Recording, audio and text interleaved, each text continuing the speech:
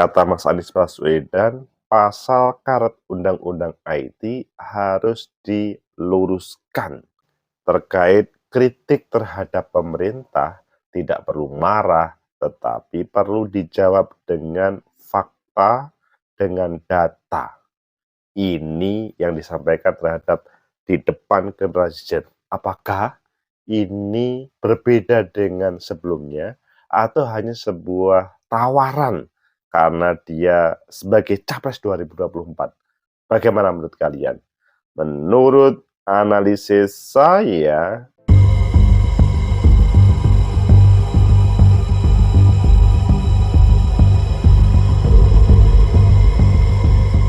Assalamualaikum warahmatullahi wabarakatuh.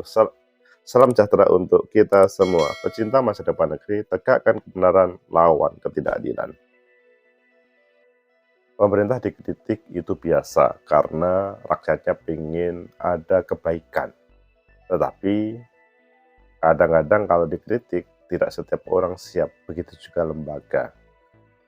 Begitu juga terkait dengan pelaksanaan Undang-Undang IT yang sering dikatakan ada banyak pasal karet. Ayo kita baca di beberapa media bagaimana Mas Anies Baswedan merespon ketika para generasi Z bertanya terhadap hal-hal kebangsaan tersebut.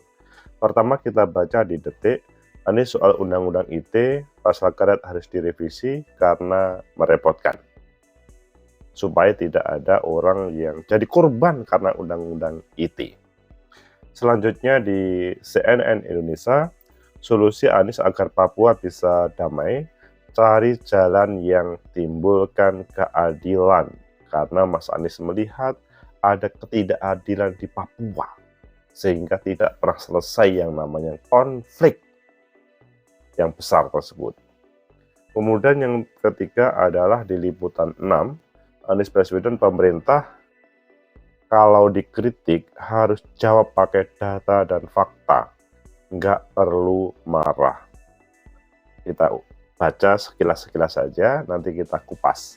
Pertama yang ada di Detik, Anies soal Undang-Undang IT pasal karet harus direvisi karena merepotkan. Kata Mas Anies, saya merasa tidak perlu ada aturan yang melarang kritik. Bahkan pasal-pasal karet itu harusnya direvisi karena itu sudah merepotkan, kata Anies dalam acara Titip Harapan. Milenial menyampaikan Anies mengerjakan di kawasan Cipinang. Anies menuturkan pasal karet itu hanya akan membuat masyarakat takut menyampaikan pendapatnya, sebab itu dia pun menilai pasal karet tersebut harus ditiadakan agar menjaga kebebasan berekspresi. Lebih lanjut, Anies menyampaikan pemerintah harus mau menerima kritikan. Sebagaimana di Liputan 6, pemerintah kalau dikritik harus jawab pakai data dan fakta, nggak perlu marah.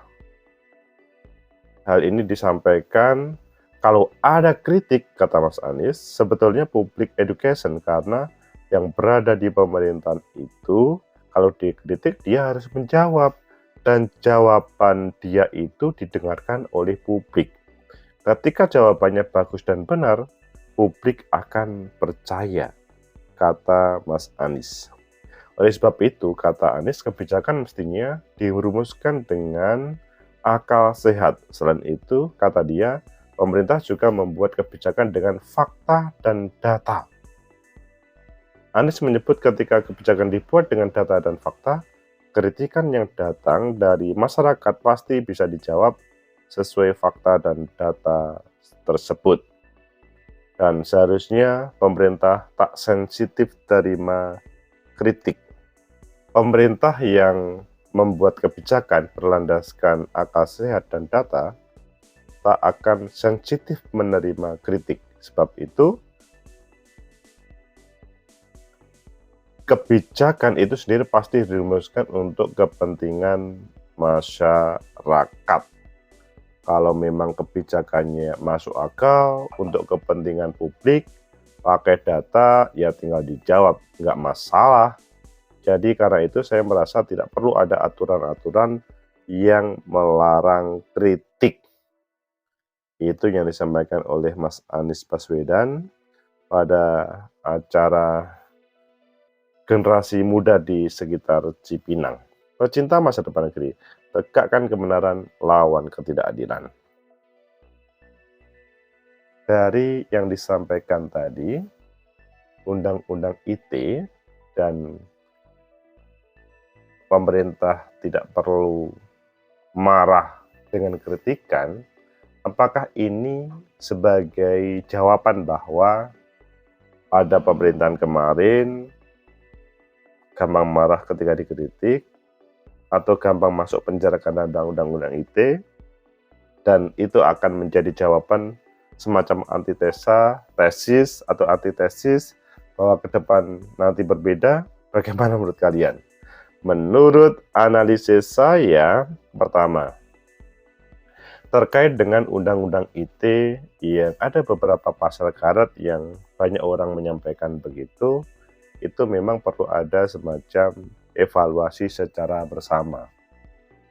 Tidak layak dalam dunia demokrasi ada pasal-pasal karet yang itu membahayakan terhadap orang-orang yang memberikan kritikan masukan.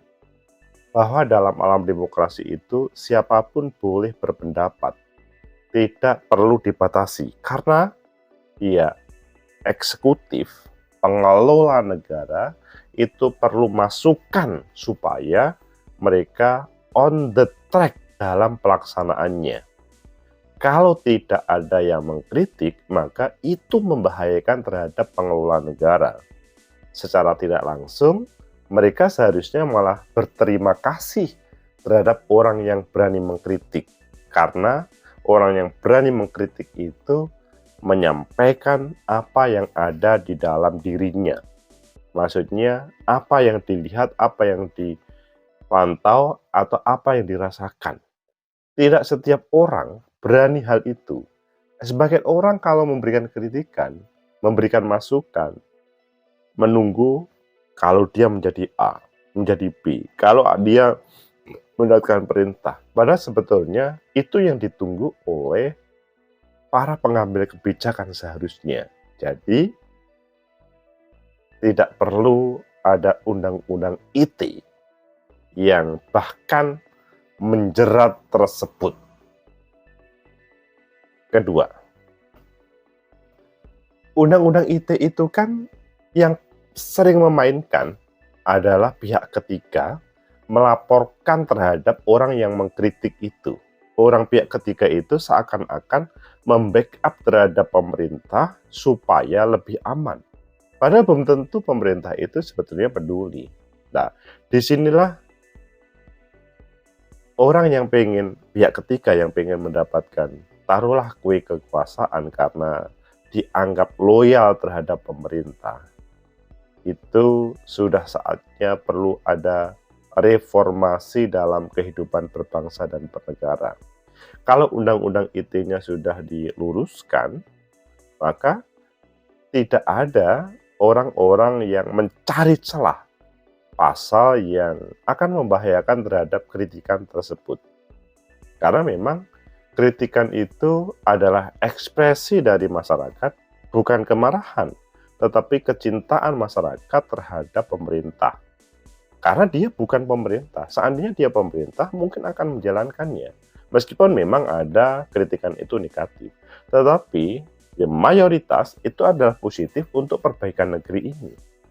Apalagi ketika dihubungkan dengan program visi misi seorang calon presiden, calon gubernur, calon bupati, ataupun sang legislator. Sehingga pihak ketiga menurut saya sudah bukan waktunya lah untuk mencari kekuasaan, mencari kue kekuasaan yang dibagikan karena dia seakan-akan berjasa melaporkan. Dan teman-teman penegak hukum kan memang dia hanya menjalankan berdasarkan pada pasal-pasal yang ada. Kemudian yang ketiga, terkait dengan yang anti kritik, dalam bahasanya lebih baik yang dikritik itu menampilkan data dan fakta.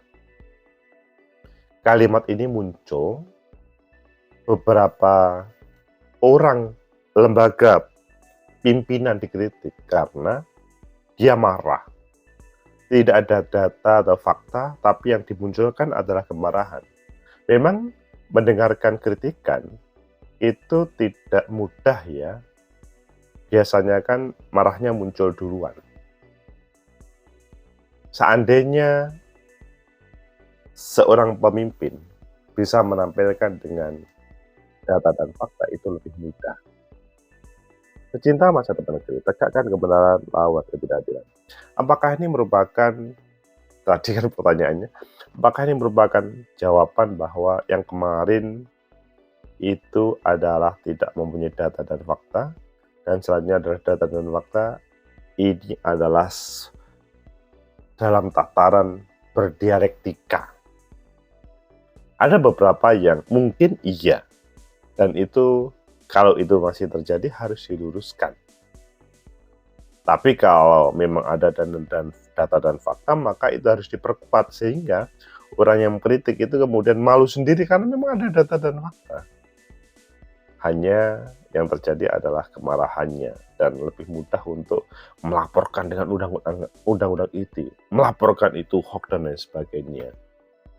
Sudah saatnya pemerintah itu mendengar maksudnya pemerintah di level apapun ya, atau pemimpin lah, itu mendengar dari rakyatnya. Kalau kalian menjadi Pak RT pun harus mendengar ya, ataupun menjadi Pak Lurah harus mendengar. Tidak harus, saya kan Pak RT, saya kan lurah, harus mengikuti irama saya. Tidak, semuanya itu kan membangun demi perbaikan bersama. Jadi sudah saatnya bukan dengan mudah memasukkan mereka dengan pasal-pasal undang-undang ITE, tetapi lebih baik undang-undang ITE yang direvisi pasal-pasal yang mengancam, begitu juga fakta dan data itu perlu ditampilkan sehingga tidak mudah kita marah. Semoga bermanfaat. Like, subscribe, comment, and share. Sampai jumpa.